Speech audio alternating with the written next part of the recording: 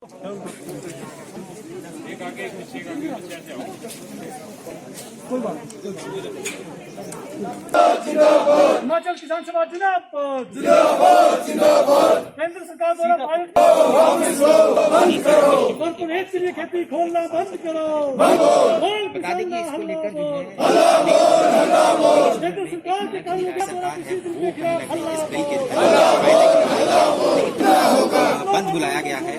हड़ताल में कॉर्पोरेट को छूट चलेगी नहीं चलेगी। किसानों के साथ धोखाधड़ी बंद करो करना होगा। कृषि बिलों को वापस करना होगा। जितने भी जो सरकारी मंडियां उसकी फसल का जो है दाम सही से नहीं मिल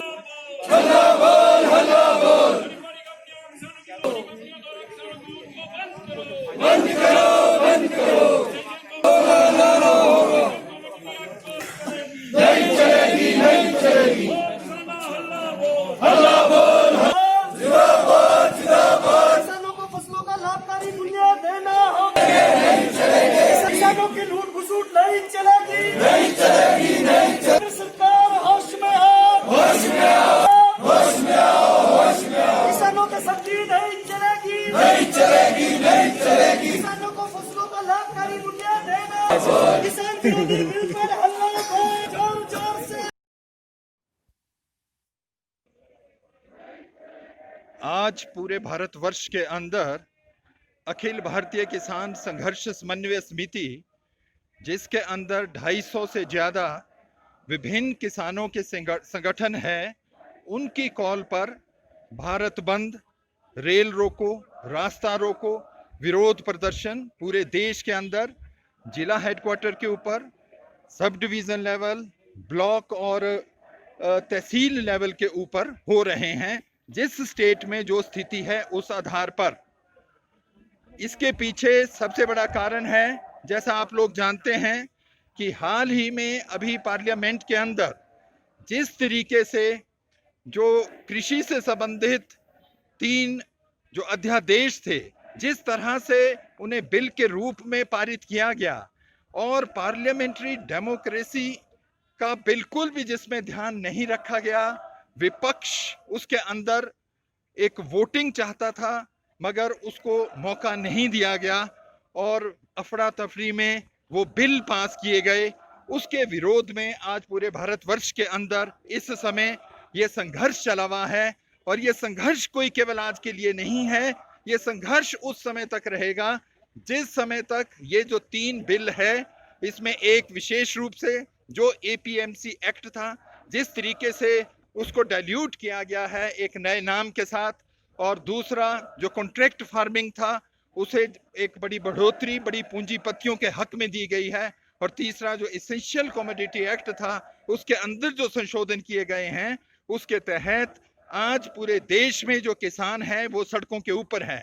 अगर किसानों को संसद के अंदर न्याय नहीं मिलेगा तो इसकी लड़ाई सड़कों के ऊपर होगी। और आप ये देखते हैं, इसको राजनीतिक तौर पर भी अगर हम देखें तो आज केवल भारतीय जनता पार्टी नहीं मगर उसके जो सहयोगी संगठन भी थे, एक तरफ जो अखिल भारतीय जो शिरोमणि अकाली दल था, जो टीआरएस था, और जो उनके समर्थन में ये बीजू जनता दल वगैरह जेडीयू भी जो संगठन थे, वो भी इन अध्यादेशों के अंदर बहुत परिवर्तन चाहते थे।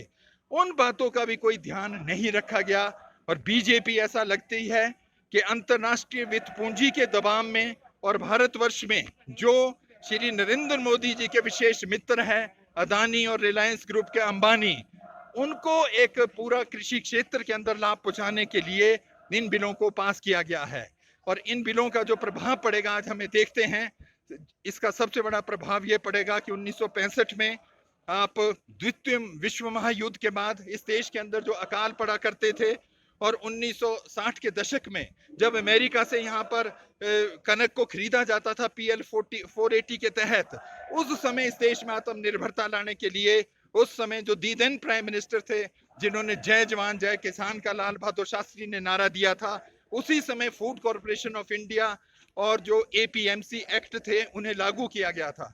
पर बड़े दुख की बात है कि आज ये 55 वर्षों के बाद जिन कानूनों के तहत जिस फूड कॉर्पोरेशन ऑफ इंडिया और एपीएमसी के तहत मंडी माध्यम से आज इस देश के अंदर 7 करोड़ टन इस समय जो अनाज है भारतवर्ष के अंदर बफर स्टॉक के अंदर पड़ा हुआ है, सरकार उसको धीरे धीरे से डिल्यूट करना चाहती है।